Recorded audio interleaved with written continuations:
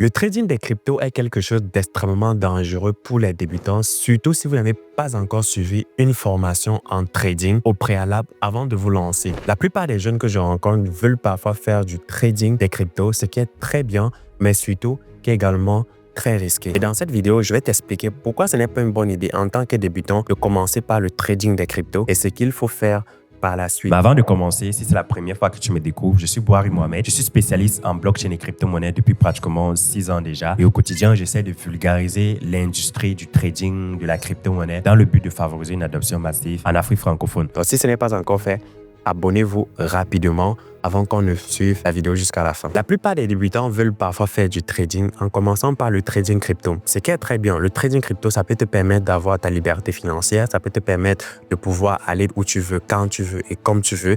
Ça peut te permettre de pouvoir avoir une certaine indépendance financière. Mais ce que la plupart des gens oublient, c'est que avant de devenir le trading crypto, c'est d'abord le trading proprement dit. Le trading est une activité. Le trading, c'est un métier. Le trading, c'est quelque chose qu'on fait pour s'exercer. C'est comme être médecin, astronaute. Donc, c'est quelque chose qu'il faut prendre du temps pour se former, pour s'informer, mais surtout pour pratiquer dans le but de très bien masteriser avant de pouvoir espérer en vivre. Le trading, c'est pas quelque chose qui se fait en un mois. Le trading, c'est pas quelque chose qui se fait en une semaine et demie. Le trading, c'est quelque chose qui se fait sur des années et surtout qui s'applique avec constante régularité, vigueur, mais surtout discipline. Donc, lorsqu'on est débutant, parfois, on n'a pas la discipline nécessaire, on n'a pas l'expertise nécessaire, on n'a pas l'expérience nécessaire pour pouvoir commencer à pratiquer et se lancer avec son propre argent. Ce que je suggère généralement aux gens, c'est de pouvoir s'intéresser d'abord peut-être au marché du forex, le trading forex, d'avoir des fondamentaux sur l'analyse technique, l'analyse fondamentale, avant de se lancer maintenant dans le trading des crypto-monnaies en particulier. Et une fois que tu t'es lancé dans le trading des crypto-monnaies, il faut être patient, il faut être persévérant, il faut appliquer, mais surtout, il faut te faire former et te faire accompagner par une personne ou alors même par des personnes qui sont déjà du domaine. Si vous ne le faites pas, vous n'aurez que vos yeux pour pleurer parce que vous allez perdre beaucoup d'argent et vous allez vous en rendre compte qu'en réalité, vous n'avez pas obtenu les vrais résultats qu'il fallait.